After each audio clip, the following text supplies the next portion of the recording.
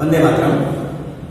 विद्यार्थी भाई और बहनों, फिर से हम मिल रहे हैं इकाई 1 का दूसरा भाग।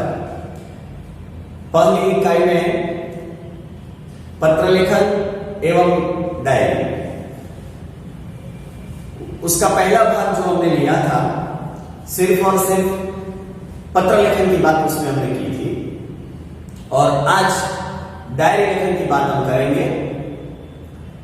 सबसे पहले हमें समझना यह है कि डायरी लेखन क्या है, डायरी लेखन कैसे किया जाता है, डायरी लेखन क्या है, यह बात अपने दिमाग में पहले स्पष्ट कर लेनी चाहिए। कभी कभी ऐसा लगता है कि डायरी लेखन और आत्मकथा दोनों एक है, लेकिन दोस्तों ये बात बिल्कुल अलग है। आत्मकथा और डायरी लेखन दोनों बिल्कुल विभिन्न है, दोनों अलग अलग है। प्रतिदिन जो घटनाएं घटित होती है हमारे जीवन में, प्रतिदिन जो घटनाएं घटित होती है और उसका अनुभव जो हम लिखते हैं, जो प्रतिदिन का है, उसको डायरी लेखन कहा जाता है। डायरी लेखन में उसका उल्लेख आता है। और रही बात आत्मकथा की, तो जहां दोनों में अलगता है, यह बात यहां स्पष्ट हो जाती है कि आत्मकथा के अंदर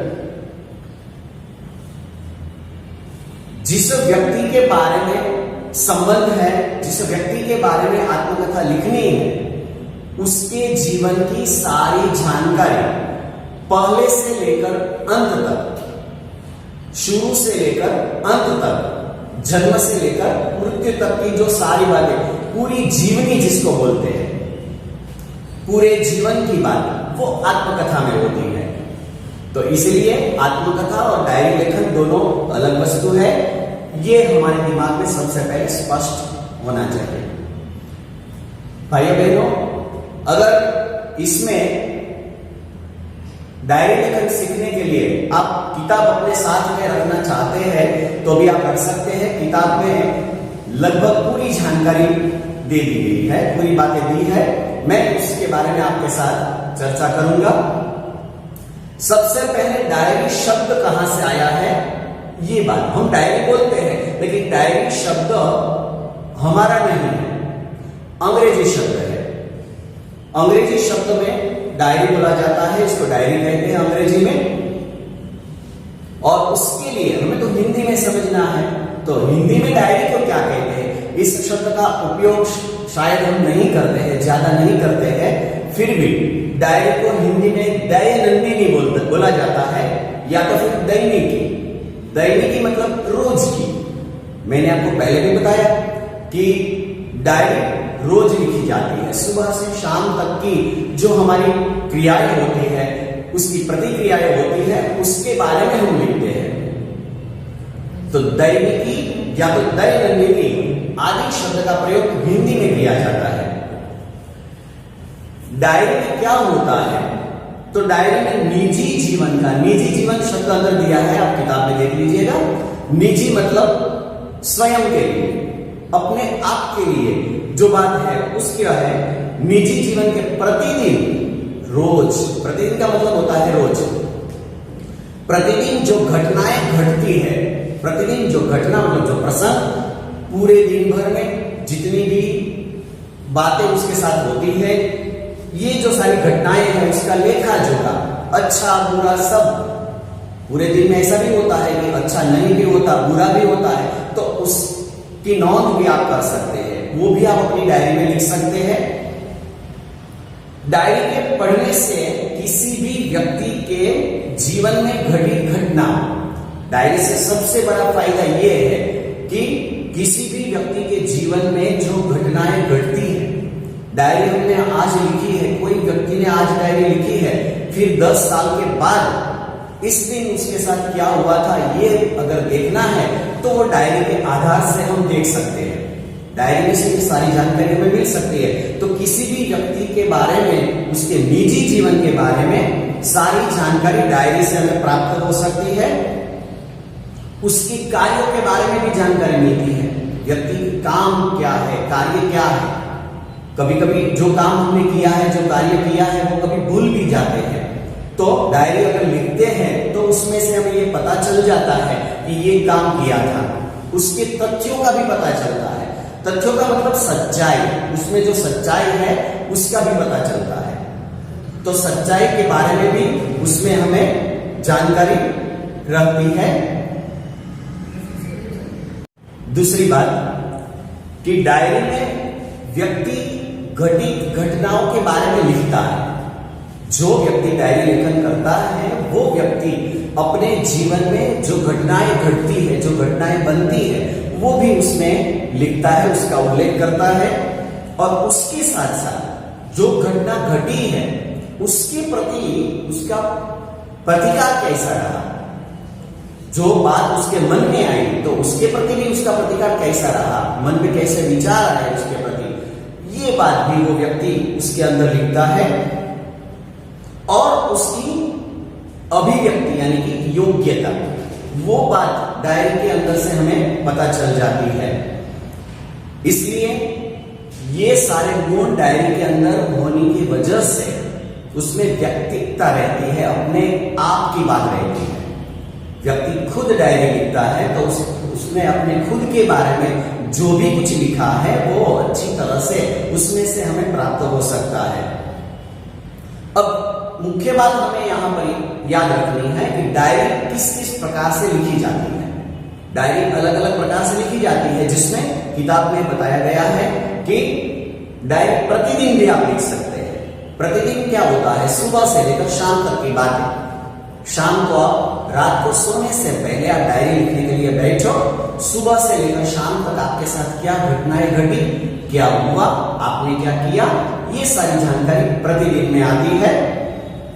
अगर आप रोज लिखना नहीं चाहते हैं तो आप साप्ताहिक भी लिख सकते हैं। डायरी साप्ताहिक रूप से भी होती है कि जिसमें एक हफ्ते की बात, पूरे सप्ताह की बात, सप्ताह 7 दिनों का समूह, 7 दिनों की जानकारी आपने अगर तय किया है कि मैं रविवार के दिन बैठकर लिखूंगा, तो समझ लीजिए एक सोमवार से लेकर रविवार तक की सारी बातें, तो एक हफ्ते की यानी कि साप्ताहिक डायरी भी आप लिख सकते हैं।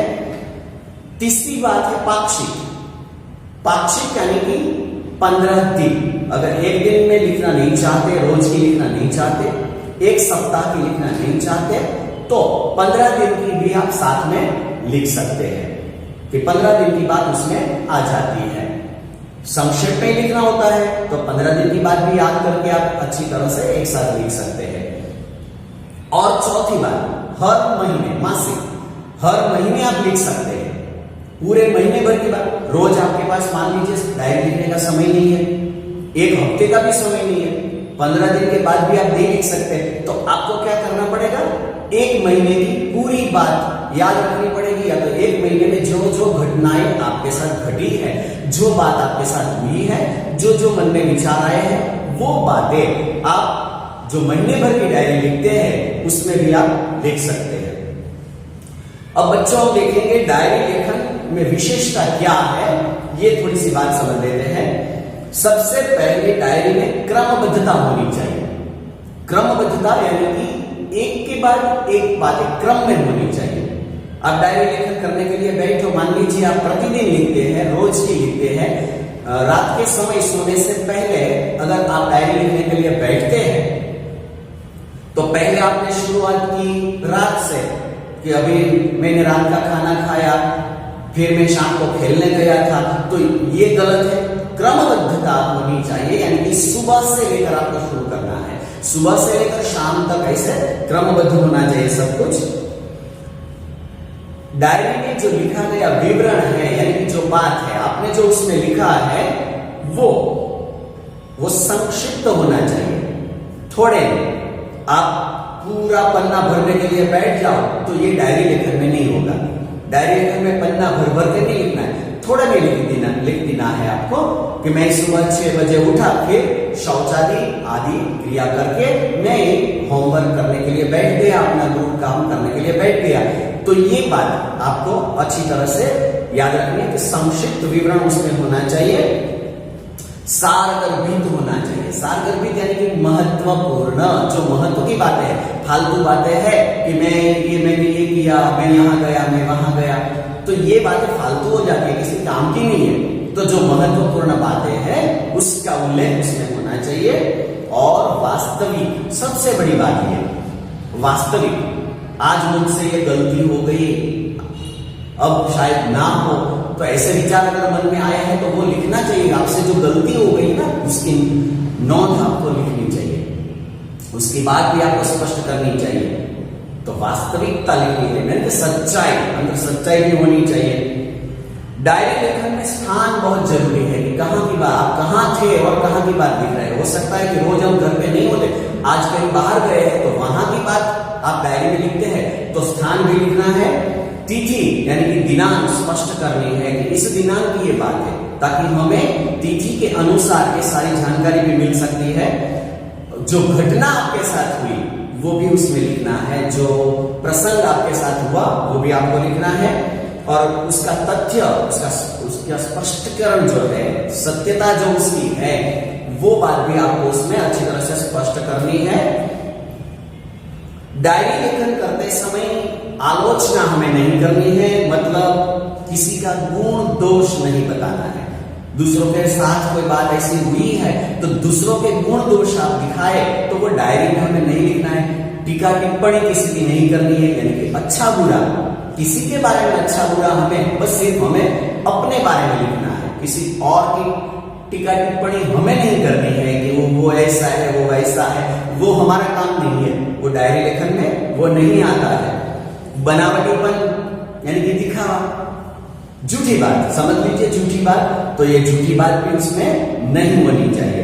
तो बनावटीपन उसमें नहीं दिखाना है हमें। काल्पनिकता भी नहीं दिखानी है, यानी कि सोच कि ये ऐसा ऐसा मन में, खाली सोच नहीं बतानी है। वास्तव में जो हमारे साथ हुआ है, सही में हमारे साथ हुआ है, उसकी बात हमें लिखनी है, कल्पना नहीं लिखनी है।